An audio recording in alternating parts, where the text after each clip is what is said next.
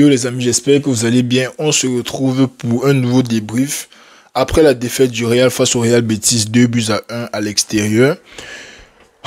On va faire le débrief comme d'habitude, mais avant bien sûr n'hésitez pas à liker, vous abonner et faites ce que vous avez à faire là pour les nouveaux. Abonnez-vous, ça m'aide beaucoup pour la chaîne. Ça m'encourage aussi à faire d'autres vidéos. Mais bon bref, on va faire le débrief du match entre le Real Betis et le Real Madrid. Donc ouais, on passe directement au débrief. Bon.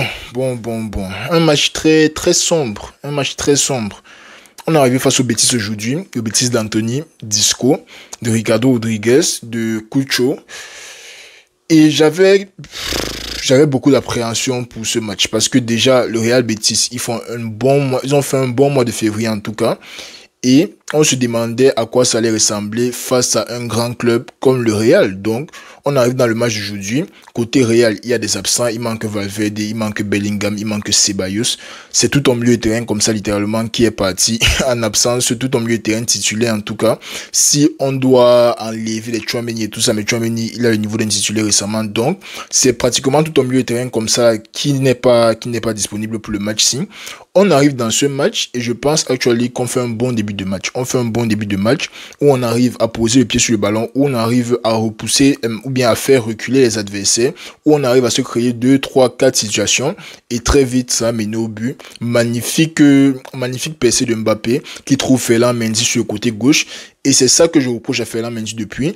Tu ne te rends pas assez utile pour les attaquants en situation offensive. Sur ce coup-ci, il a fait magnifique course de Ferland Mendy et l'altruisme pour déposer le ballon à Brahim Diaz dans la surface. Brahim Diaz qui marque. Et tu te dis que le match est bien parti, le match est bien lancé. Le Real Betis n'a pas l'air d'être dangereux. Le Real Betis n'a pas l'air de pouvoir se créer les occasions. Le Real Betis n'a pas l'air de pouvoir jouer le match-ci. Et après, le Real s'éteint. Après le but de Mbappé là, je ne me rappelle pas de la prochaine occasion franche qu'on a eue. Je ne me rappelle pas de la prochaine fois qu'on a posé le pied sur le ballon, qu'on a essayé de casser leur ligne défensive et qu'on a actuellement réussi pour produire quelque chose. Le match était teigne côté Real. Les gars n'arrivaient plus à rien, même enchaîner 3 passes. Je ne sais pas si on arrivait à enchaîner 3 passes. Et de l'autre côté, c'était le réveil. De l'autre côté, il y avait un bon pressing. Chose que nous, on ne faisait pas. Il y avait un bon pressing. Il y avait de bonnes passes. Il y avait de bonnes ouvertures. Il y avait de bons déplacements.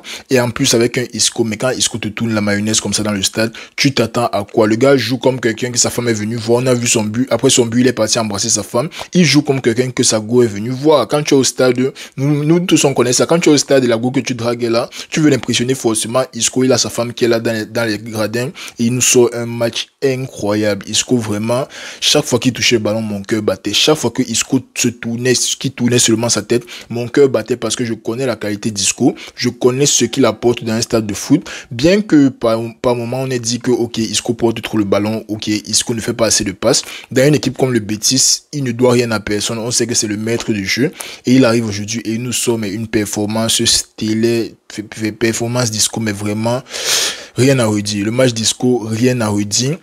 Les joueurs du Real Betis qui ont su poser le pied sur le ballon, qui ont su attaquer les joueurs du Real. J'ai vu les stats à un niveau du match, c'était 17 frappes à 5. Ne me demandez pas comment, j'ai vu les stats à un niveau du match, c'était 17 frappes à 5. Ça montre le niveau de domination que le Betis a mis sur le Real aujourd'hui.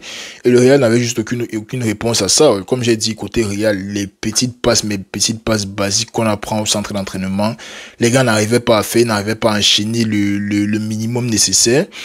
Et j'ai presque envie de dire que le championnat est fini. J'ai presque envie de dire que le championnat est fini. Mais bon, finissons d'abord avec le match avant de parler du championnat. Ouais, le match, le Real, moi je trouve qu'ils ont abandonné le match.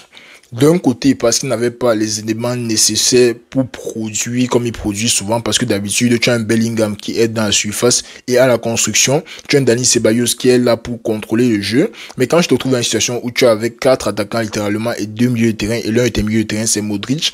Pas que Modric n'est pas au niveau du match, mais Modric ne peut plus faire certaines choses qu'il faisait avant. Modric, il est bon pour jouer un match par-ci, un match par-là. Le genre de match-ci où les adversaires nous mettent vraiment la pression. Modric, bien qu'il fasse de son mieux, il ne peut pas tenir le rythme du match du début à la fin et malheureusement aujourd'hui il est obligé de jouer parce qu'on a les absents, mais je ne vais pas mettre la défaite sur les absents. Honnêtement, on a bien commencé le match, juste qu'on n'a pas pu suivre le même rythme là jusqu'à la fin du match et ça nous a coûté. Et quand tu vois comment on encaisse les buts, on n'était pas forcément pire que eux dans le jeu. Dans le jeu que fait les passes et tout, construire les occasions, certes on était pire que eux, mais notre défense tenait quand même la route, notre défense tenait quand même comme il pouvait. Ce n'est pas, bon, certes les gars, ils se sont créés je ne sais combien d'occasions, mais notre défense a quand même tenu la route au point où on n'a pas encaissé un but dans le jeu. On n'a pas encaissé un but dans le jeu. Les gars n'ont pas fait les passes, ils sont centrés, ils ont été. Maintenant, les buts viennent comment? Premier but sur corner. La défense du Real sur corner, vraiment questionable. À un moment du match, je me suis demandé, est-ce qu'on a déjà marqué un but sur la tête ou bien un but de la tête depuis le début de la saison? Je ne crois pas. Je ne suis pas sûr. S'il y a un but de la tête que quelqu'un a vu quelque part, qu'il m'envoie ça, peut-être c'était un but de Bellingham, mais même là, j'en doute, le Real qui n'a pas de jeu aérien. En défense centrale, tu as littéralement 3 joueurs sur le terrain qui arrivent à jouer les ballons aériens. C'est Tchouaméni, Rudiger à la bas. Ferland Mendy ne sert à rien. Vasquez ne sert à rien. Modric ne va pas te servir. Et les 4 de devant, n'en parlons même pas. Donc tu as une équipe où tu as 3 joueurs capables de jouer le ballon de la tête. Et tu ne sais même plus si tu dois jouer une défense de zone, une défense homme à homme sur les corners. Donc, magnifique corner disco. Le défenseur central, je crois, du Real Betis marque le but. Et le deuxième but, c'est sur une faute d'attention. C'est sur une faute d'attention, un ballon qui est ressorti, mais tellement facilement. Toujours Isco à la baguette. Il est là entre 3 joueurs. Il donne une petite passe extérieure. Le buteur est parti. Anthony est parti de l'autre côté. Et pris entre deux mondes, Rudiger se retrouve à venir faire la faute par panique. Je dois dire par panique. Donc, c'est un match très mal géré par le Real.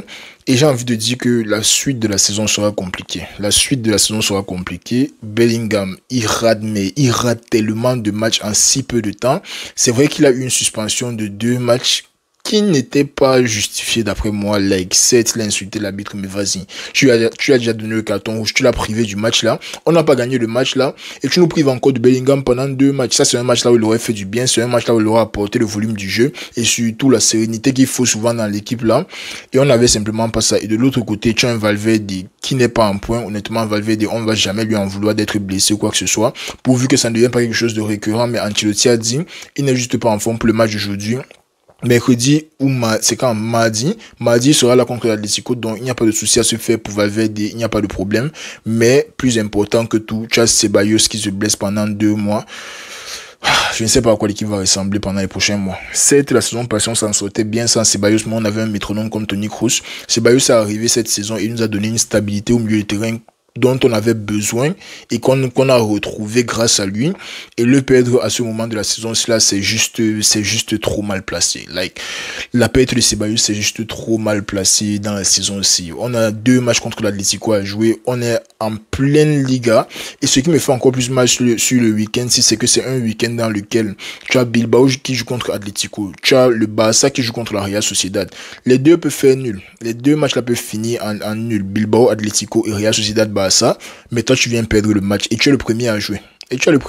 Donc derrière, les gars peuvent prendre l'avance comme ils peuvent rester avec toi. Là, on n'est qu'en train d'espérer. Mais bon, c'est ça qui me fait encore plus mal. Le fait que la défaite s'y tombe sur l'un des week-ends les plus probables qu'on prenne l'avance, ça me fait un peu chier. Mais bon, bref. On a encore un classico à jouer. Tout n'est pas perdu.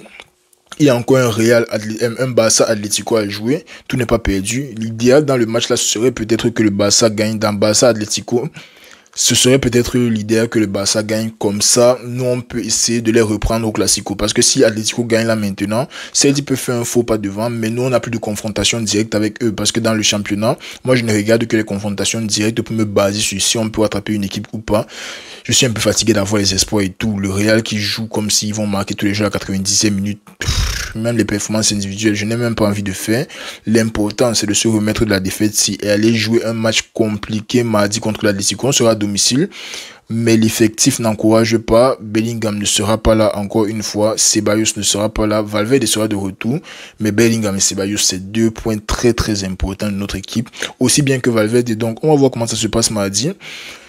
Mais bon, bref, la défaite s'y fait mal. La défaite s'y est un peu énervante. Et très énervante même, Le Real Betis c'est une bonne équipe, mais on ne méritait pas de perdre. Ou bien on ne devait pas perdre le match-ci.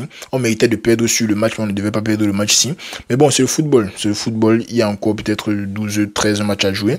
Donc il va falloir gagner la majorité de ces matchs-ci. C'est pas tous les matchs. Et puis espérer que devant, il y a un faux pas. Comme d'habitude, on est toujours dans l'espoir. Donc c'était tout pour la vidéo de jeudi, les amis. Comme j'ai dit pour les nouveaux, n'hésitez pas à liker et vous abonner. Demain, on va faire des débrief de Barça, Real Sociedad. On a une très grosse semaine de Ligue des Champions qui nous attend. Donc, je suis très excité. En attendant la semaine-là, abonnez-vous, likez. On sort le débrief demain. Et puis, ouais, prenez soin de vous, les amis. Et on est ensemble.